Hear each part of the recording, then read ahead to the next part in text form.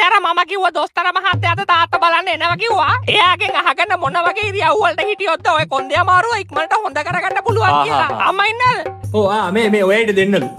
Hello මම Ceylon furniture එකෙන් පුටුවකයක් order කරා. අද දවල් වෙද්දී ඒවි. ඒක ගන්න හොඳේ? හා තත්පර 15කට පස්සේ අම්මට දොස්තර මහත්තයා ඇවිල්ලා වගේ. එන්න.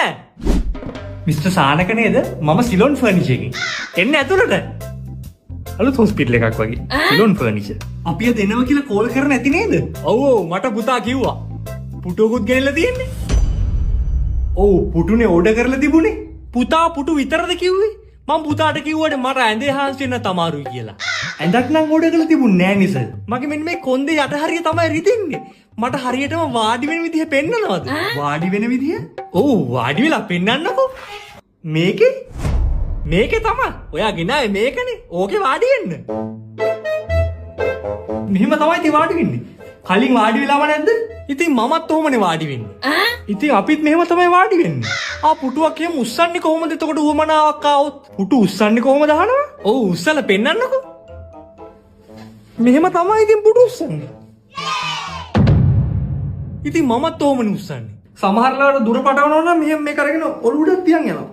අන්න ඒකනේ. මං ඔහොම කරන්නේ නෑනේ. ඒකත් දන්නේ මගේ මේ කොන්දේ අමාරුව වැඩි උනේ. අනිත් එක මේ මට හරියට වාතය යනවනේ. මොකද? වාතේ පිට වෙනවා. එහෙම නිතරම පිට කරාට කමක් නැද්ද? මොනවද? නවදාන්නේ. වාතයනේ වාතේ. ඔව් කෝකට මම ගියාට පස්සේ පිට කරන්නකෝ. අනිත් දේ පුතා මට හරියටම පෙන්නනවද කොහොමද කක්කුස්සියේ වාඩි වෙන්නේ කියලා. මොකක්? මේ වගේ ගේමක්ද මේ? අනේ කරුණාකරලා අපේ බිල් එක සයින් කරලා දෙන්න මට යන්න ඕන. හොරාට බිල දාගන්න නේ බාගෙට වැඩේ කරලා. මට වාඩි වෙන හැටි පෙන්නනකම් මම නම් ඕක සයින් කරන්නේ නැහැ. මෙහෙම තමයි ඉතින්. මේ මොකද මේ?